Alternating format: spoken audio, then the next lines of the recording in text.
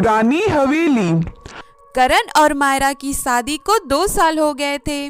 वह दोनों शहर में रहा करते थे, लेकिन उनका एक पुराना महल जो कि गांव में था। आज करण और मायरा उस पुरानी हवेली को बेचने जा रहे थे। दोनों अपनी कार से गांव के लिए निकल पड़ते हैं। रात काफ़ी हो गई थी। दोनों स्लो म्यूजिक चलाते हुए चले जा रहे थे। तभी करण मायरा से कहता है, मायरा, मैं तुम्हारे कहने पर तो उस हवेली को बेचने के लिए तैयार हुआ हूँ, लेकिन मेरा मन अब भी नहीं है। करण, घर को बेचकर हमारे पास बहुत पैसे आ जाएंगे, जिससे हम शहर में एक बड़ा सा फ्लैट खरीद पाएंगे। और वैसे भी वह पुरानी हवेली कई सालों से बंद पड़ा है और हम कहाँ अब उस हवेली में रहने जाएंगे, तो बेचना ही ठीक होगा। तुम्हें याद है ना उस दिन हमने उस रात को क्या किया था? ठीक है, जैसा तुम्हें ठीक लगे, लेकिन उस दिन जो कुछ भी हुआ, मुझे आज भी उस बात से डर लगता है। क्या यार, तुमने भी ना, अगर उस दिन हमने ये सब नहीं किया होता तो क्या आज हम वो घर बेचते? ज़्यादा मत सोचो तुम अब। मायरा फिर से म्यूजिक चलाकर बैठ जाती है और पता नहीं कब उसकी आँख लग जाती है। उसे पता ही नहीं चलता है कि कुछ देर बाद करण कार रोक देता है। ठीक सामने उसकी पुरानी हवेली थी जो काफ़ी बड़ी थी। करण मायरा को जगाता है। मायरा उठकर कार से बाहर आती है। दोनों अपने पुरानी हवेली को देखने लगते हैं। तभी मायरा बोली, करण, देखो यह घर कितना सुंदर दिख रहा है। अगर हमने उस दिन वह सब नहीं किया होता तो आज यह घर हमारा होता। मायरा इतना बोलकर पीछे करण की ओर देखती है और उसे देखकर मायरा चीख उठती है, क्योंकि करण का सर उसके धड़ से गायब हो जाता है। आ आ और तभी उसकी चीख सुनकर करण कार रोक देता है। तब मायरा नींद से जाग जाती है।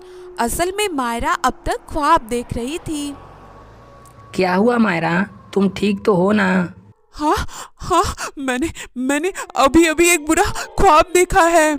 चलो ठीक है, तुम सही वक्त पर जाग गई। अब हमारा घर भी आ गया है। चलो मायरा, अब घर में चलते हैं। दोनों पति पत्नी घर के अंदर जाते हैं। वह घर काफी समय से बंद था, जिस कारण से सब तरफ धूल और झाले लगे थे। यह देखकर मायरा बोली, चलो करण, एक कमरा साफ करके उसी में आज की रात ठहरते हैं, फिर कल तो यह घर बेचना ही है। काफी थक जाने के कारण वो दोनों जल्द ही सो जाते हैं। रात 12 बजे का समय था। तभी अचानक से करण की नींद टूट जाती है। वह देखता है कि मायरा वहाँ नहीं सो रही है। वह मायरा को ढूंढने हॉल में चला जाता है। वह किचन में जाता है तो देखता है कि मायरा कुछ बना रही है। तो करण कहता है, क्या हुआ मायरा, इतनी रात को भूख लग गई? मायरा कोई जवाब नहीं देती है। तो करण अपने रूम में वापस आ जाता है। जैसे ही वह रूम में आता है तो देखता है कि मायरा तो बिस्तर पर सो रही है। यह देखकर करण सोच में पड़ जाता है कि मायरा सो रही है तो वहाँ किचन में कौन था। वह मायरा को जगाकर उसे सारी बात बताता है। तब मायरा कहती है, यह सब तुम्हारा सपना होगा, तुम बहुत थक गए हो ना, इसीलिए ऐसा लग रहा होगा। चलो अब तुम सो जाओ, सब ठीक हो जाएगा।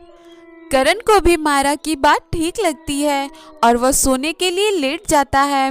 कुछ ही देर में करण को नींद आने लगी। तभी उसकी आंख अचानक से खुल जाती है और वह देखता है कि मायरा का सर उसके धड़ से अलग है। यह देखकर करण भागते हुए बाहर जाता है, जहां उसे मायरा की लाश दिखाई पड़ती है, जिसका सर उसके धड़ से अलग होता है। यह सब देखकर करण बुरी तरह से डर जाता है। उसे समझ नहीं आ रहा था कि अब वह क्या करे। तभी उसे एक सर कटी चुड़ैल दिखाई पड़ती है, जिसे देखकर करण कहता है, तुम यहाँ, लेकिन तुम तो हाँ, मैं यहाँ, क्योंकि यह मेरा घर ही है। तेरी बीवी को तो मैंने मार ही दिया है, अब तेरी बारी है। हा हा हा हा हा। मुझे माफ कर दो, मुझसे बहुत बड़ी गलती हो गई, मुझे माफ कर दो। करण को अपनी की हुई गलती याद आ रही थी। तब तक वह चुड़ैल बोली, करण, तुम पर मैंने कितना भरोसा किया था।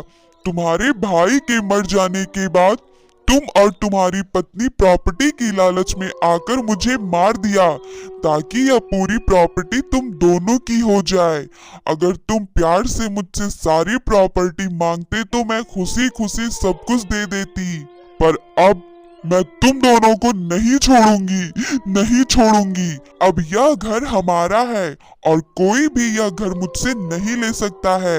दरअसल यह चुड़ैल कोई और नहीं बल्कि करण की भाभी है, जिसे करण और मायरा ने मिलकर मार दिया था और अब वह अपनी मौत का बदला ले रही थी। मुझे माफ़ कर दो, मुझे जाने दो, मैं जीना चाहता हूँ, मुझे माफ़ कर दो, मुझे जाने दो। उसकी इस बात से चुड़ैल पर कोई असर नहीं होता है और वह करण का सर उसके धड़ से अलग कर देती है और करण की चीख आसमान में गूंज उठती है। इसके बाद से ही उस हवेली में रोज किसी के चीखने की आवाजें आती हैं और अब उस हवेली को हॉन्टेड हवेली के नाम से जाना जाता था। यदि कहानी पसंद आई हो तो वीडियो को लाइक करें और चैनल को भी सब्सक्राइब कर लें और घंटे के निशान को दबाना बिल्कुल भी ना भूलें।